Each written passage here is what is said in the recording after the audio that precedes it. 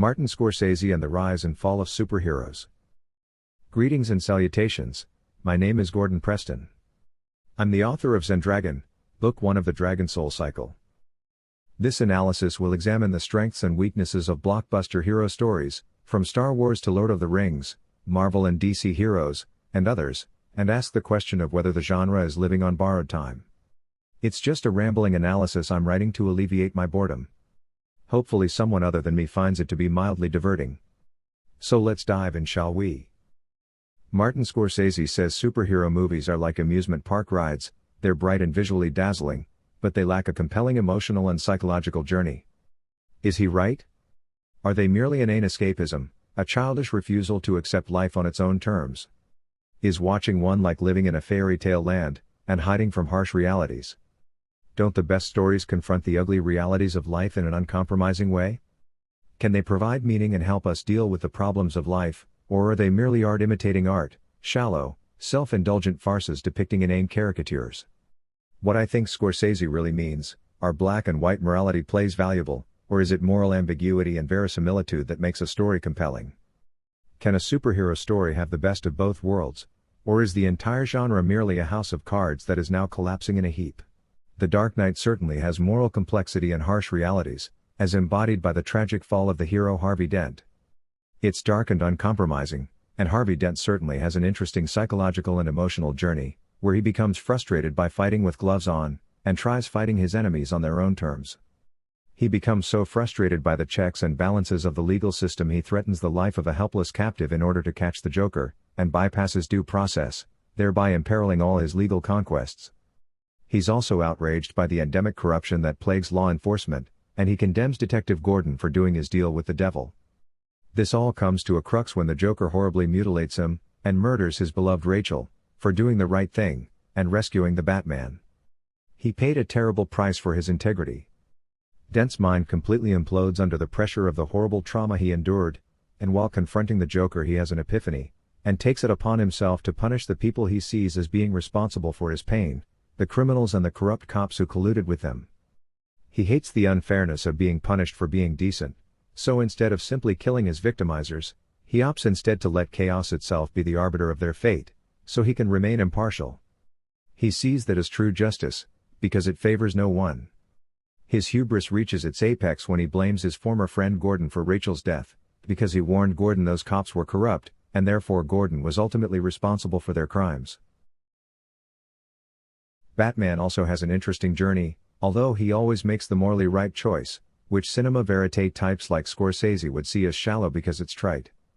But it does have one really great twist where he is about to surrender to his cackling nemesis, paying the price for his conscientiousness, and admitting he's reached his limit. The Joker strips him of his secret identity by holding innocent people's lives hostage, and killing them.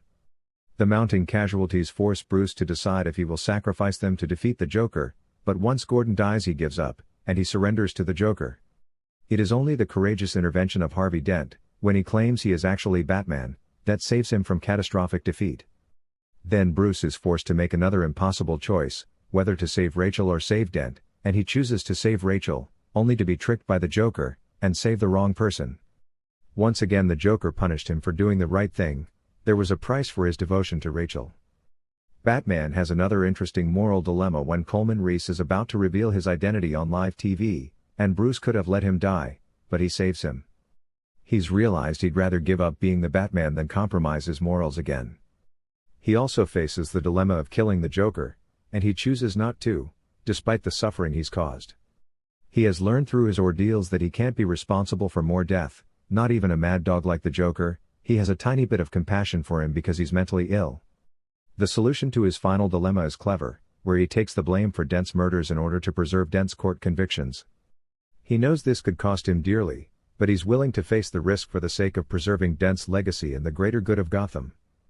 So even though Bruce does the right thing all the time, there are devastating consequences as he's punished for his morality and devotion. This raises another issue: do superhero characters reflect real people, or are they naive caricatures that exist only in a make-believe reality? Are real people really willing to lay their lives on the line without expectation of reward, or are we all just selfish and out for ourselves? There are real-life heroes like President Lincoln and Dr. Martin Luther King, People who give their lives crusading for goodness. One amazing fellow watched someone fall in front of a train while having an epileptic seizure, and in a split second he threw himself on top of him, and turned his body so the train passed harmlessly over him.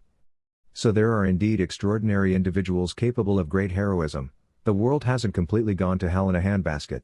So to return to Scorsese's point, can superhero stories also have meaning, and teach us something valuable, and depict human nature honestly, or are they all woefully childish and naive and shallow? Can you balance escapism with emotional and psychological truth, or does one preclude the other? Can the battles be over the top and spectacular while retaining a core of humanity and verisimilitude? Can they be interesting and complex and subtle, or are they merely regurgitating the same tired and obvious moral lessons we've seen a million times before? That is a question that can only be answered on an individual level. People come from all walks of life, and we all derive value from different things. Many people love escapist fantasy, I certainly do. I love the idealism, but you have to balance that with an appreciation of more grounded and morally complex storytelling like Scorsese's, otherwise you're missing out on what many would agree is the more sophisticated form of art imitating life. It's all right to like movies because they comfort you, like a dear friend, but we should always balance that by enjoying more realistic stories, otherwise we're just overgrown babies living in a make-believe world. We need both forms of storytelling, grounded and fantastic, although escapist stories should always have some deep core emotional truth, otherwise it's just ignorant nonsense.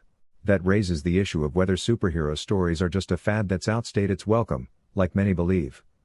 I think the glut of content will diminish and these sprawling franchises will shrink, but superhero stories will never go away.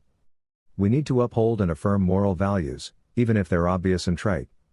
If all we had was dark and gritty gangster movies, there would be no escape from cynicism, and we'd all suffer. The original Star Wars saga formed the vanguard of superhero movies, and founded the blockbuster genre. George Lucas has a genius for directing exciting, fast-paced action which revolutionized the entire industry. Also, he popularized the hero's journey, being a keen student of mythology, and Joseph Campbell, author of the book The Hero with a Thousand Faces, which described the universal archetypes behind hero stories. The Star Wars trilogy is a sublime masterpiece, and to this day remains the finest trilogy of the entire franchise. George Lucas captured lightning in a bottle. It had a fantastic cast with great chemistry, from the wise and secretive mentor Obi-Wan to the brave and naive hero Luke Skywalker, the sly and selfish hero Han and the valiantly defiant Princess Leia, the tyrannical Moff Tarkin and the sinister and mysterious Darth Vader. The writer Lee Brackett did a brilliant job of perfecting George Lucas's concepts and bringing them to vivid life, and without her the movies would have been more abstract and weird like the prequels, and would have been much less popular. So you see, Star Wars owes its huge popularity to a female writer, without whom it would have been kind of interesting but not awesome. The rise of the Marvel Universe was nothing less than phenomenal, made all the more so because they took a bunch of second-string characters and made them into wildly popular legends. The MCU energized the superhero genre, making it hugely popular and profitable. Building towards the Infinity Gauntlet saga gave the MCU a sense of narrative unity, but once Thanos was defeated the saga became a little aimless and meandering, which may have been part of why the MCU began to decline. It seemed as though Marvel would rule the box office forever, before the failure of Quantumania and the Marvels. I don't think their failure came out of the blue. Several successful movies preceding them were savagely picked apart by fans, and I think there was a growing disdain for some of their successful movies, like What Happened to Last Jedi and Batman vs. Superman, which seemed to be successful when in fact most viewers despised them. So there have been a few misfires. There's a thin line sometimes between a compelling narrative and random, incoherent bollocks. Is superhero fatigue real? I believe it is, and the reason for it is people latch onto exceptional movies, like the first Avengers movie, and new movies are measured against these high water marks, to their dismay. I think audiences are becoming far less indulgent of mediocrity and visual noise. I think studios will have to return to more grounded stories like Winter Soldier and Avengers if they're going to win audiences back again. Meanwhile, the DCEU got off to a rocky start, experienced brief success, and then teetered and toppled over in a ruined heap. Many mistakes were made, from recruiting Zack Snyder to shepherd the franchise, and rushing out the Justice League movie in order to take a shortcut to success, instead of patiently biding their time like Kevin Feige from Marvel did. Kevin Feige clearly has a genius for overseeing the production of movies. His obsession with creating great entertainment led to him finding a winning formula, although he ran afoul of the law of diminishing returns. Zack Snyder, on the other hand, didn't have the Midas touch like Feige. He was more obsessed with turning low art into high art, or at least what he saw as high art. He despised superhero movies like Scorsese, and tried to make them dark and gritty, so he could be lauded for his maturity and sophistication, but his style of storytelling isn't particularly deep, it just fetishizes violence. I think James Gunn will do a much better job than him, because judging by his movies his heart is in the right place, but I also think the days of sprawling superhero franchises is over, and the market for them is on the decline. The glut of content will become a thin trickle. After seeing the Infinity Saga, people are much less interested in these pale imitations of greatness. As a digression, I do quite like some of Snyder's movies. I really like 300 and Watchmen and Rebel Moon. I just think he should stay away from heroes, he doesn't understand idealism. He loves primal manly men, alpha male brutes who solve their problems with violence. He believes in embracing your dark side, not transcending it. I consider Lord of the Rings to be a superhero saga, in the same vein as Batman, albeit set in a medieval period. Hollywood seems to love fantasy escapism, but disdains superheroes. It's a bit of a double standard. However, the Lord of the Rings movies are proof that superheroes done right can be great, if they have gravitas and realism and heart and deep emotion and lyrical dialogue, instead of being cliched, bland and mediocre. I think Hollywood likes fantasy so much because it's closely related to Shakespeare, who had an unparalleled genius for weaving metaphor with drama. I believe Philippa Boyens is the main reason the script and dialogue are so great. She had a deep love of the source material because of her affinity for Éowyn, the valiant young woman seeking to break free of the confines of man's unfair impositions. The poetry of her words is absolutely mesmerizing. She took the source material to a much higher level and perfected it. One thing I think that makes Lord of the Rings so beautiful is the spiritual themes. They're an affirmation of Christian beliefs, which I believe are a deep part of Western culture, because they gave us our belief in the inherent worth of the individual, because we all have divine nature. That is why Frodo tries to redeem Gollum, instead of simply threatening his life to get what he wants. Spiritual beliefs are deeply uplifting, and I believe they're a big part of why both Star Wars and Lord of the Rings are so powerful. There's a beautiful light and hope to counter the devouring darkness and despair. They're a powerful antidote to the meaning crisis and nihilism that plagues us. The Avatar movies are also great, not just because of the 3D immersion. James Cameron sought to take spiritual ideas and ground them, by giving them an empirical basis through the neurological network of Pandora, analogous of a sprawling fiber optic network. I really enjoy the first one. I like the interesting hero's journey as he struggles to master nature's hazards, and going from enemy to ally, and I like the rites of initiation he had to undergo in order to be fully accepted by the tribe. I like the theme of developing a symbiotic relationship with nature, of attuning to its cycles, and harnessing its myriad of fauna and flora. The drama is great, how Jake's betrayal led to Neytiri abandoning him. I love the second one even more. I really enjoy the family angle. You don't see many Heroes Quest movies exploring these kinds of relationships.